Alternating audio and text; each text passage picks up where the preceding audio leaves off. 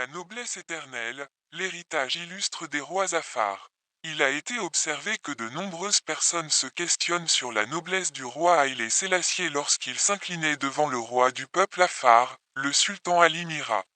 Cette attitude témoigne d'une grandeur qui transcende les époques et les royaumes.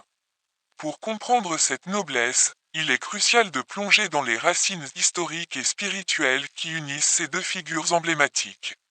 La réponse, bien que simple, est chargée de significations profondes.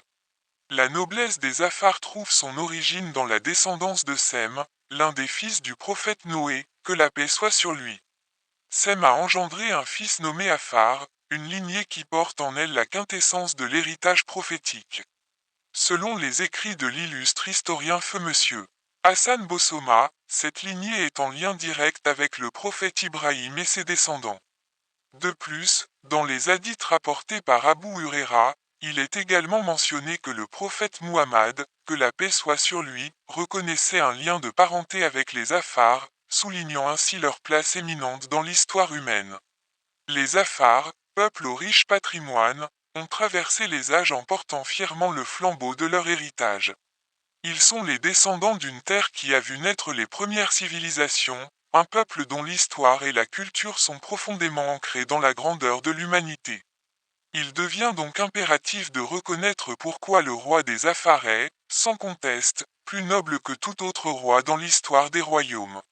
Il est fascinant de constater que, dans ce monde, des souverains de renom, tels que la reine Isabelle, s'inclinaient devant le roi d'Éthiopie, Haïlé Sélassié. Or, ce dernier, en retour, s'inclinait devant le roi Amouaïta Ali Mira.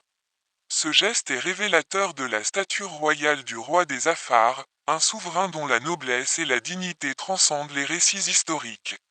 Je suis un simple citoyen djiboutien, Oumed Abdallah Abbas, issu des rives du lac Abbé, et je ressens le besoin de partager avec vous la splendeur incommensurable du roi du peuple Afar, un roi porteur d'une civilisation au patrimoine millénaire.